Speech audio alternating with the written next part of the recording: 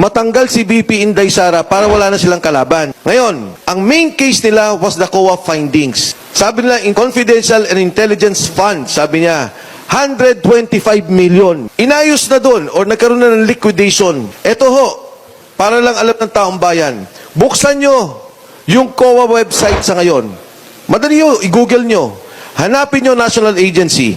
Magkano ang unliquidated, suspended na mga funds of the different agencies?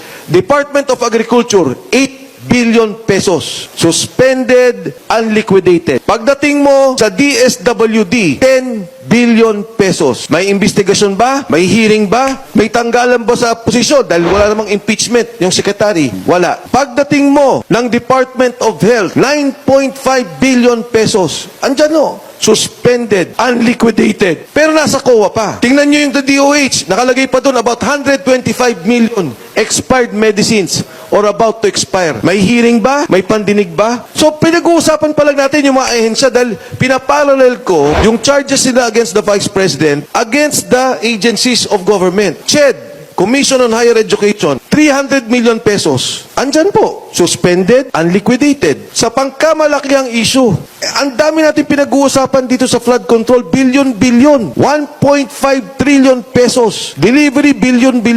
Nagkaroon ba sila ng investigasyon? Meron bang nakasuhan? So ito yung pangkalatan, tinitingnan natin na sitwasyon ng ating bansa, yung problema ng korupsyon o yung investigasyon na gusto nila. Ginigipit nyo yung isang Vice President na hindi pa nga nakasuhan. And yet, yung maraming kaso sa ngayon ay hindi nyo pinapansin. Hindi nyo binibigyan pansin dahil sadya ayaw nyo lang tumakbo sa 2028 si Inday Sara Duterte.